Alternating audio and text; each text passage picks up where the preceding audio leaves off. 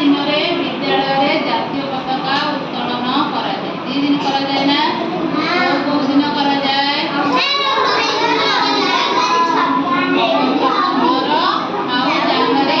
आम अगस्ट 15 दिन कहीं जातीय पताका उत्तोलन करा जाए आम जानी ना नहीं से दिन आम कौन होता अगस्ट 15 दिन आम कौन होता आम देश स्वाधीन होता जनवरी 26 दिन कहीं करा जाए जनवरी 26 दिन कारण से दिन आमर संविधान प्रणयन कौन कर संविधान प्रणयन बुझेगा जो संविधान प्रणयन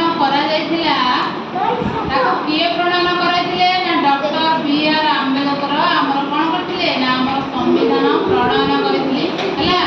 आम देश स्वाधीन हो गला 1947 मसीहा अगस्ट 15 तारिख दिन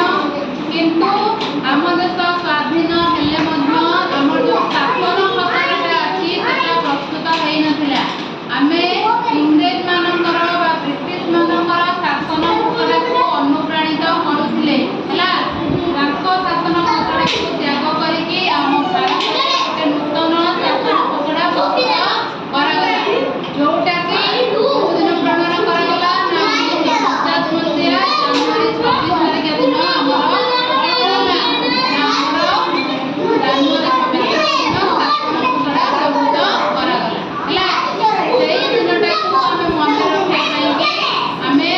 जनवरी 26 बा साधारणतंत्र दिवस रूपे आम पालन कर बुझीपार प्रश्न आम जो जनवरी 26 पालन कौ दिवस कहुए साधारणतंत्र दिवस कौ दिवस से जो साधारणतंत्र दिवस दिन कौन करा कौन करा आमर संविधान प्रणयन करा कौन करा संविधान प्रणयन करा आमर संविधान प्रणयन किए करथिले संविधान प्रणयन किए करथिले डॉक्टर बी.आर. आंबेडकर से कौन करथिले आमर नूतन संविधान खसड़ा प्रस्तुत करथिले सेही संविधान खसड़ा अनुसार वर्तमान आमे से नियम रे चालुछु हला इंग्रेज मानकर को आमे त्याग करी आम भारत वर्ष रे शासन खसड़ा प्रस्तुत करा जायछि आमे से खसड़ा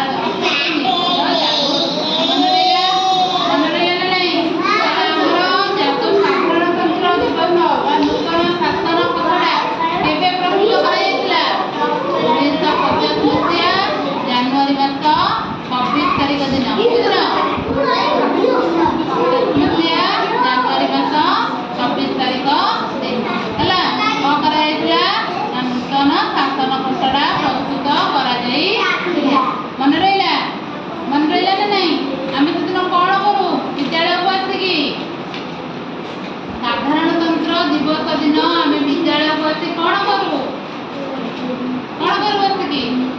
आम से दिन कौन हुए विद्यालय जातीय पताका उत्तोलन कराଯାएनि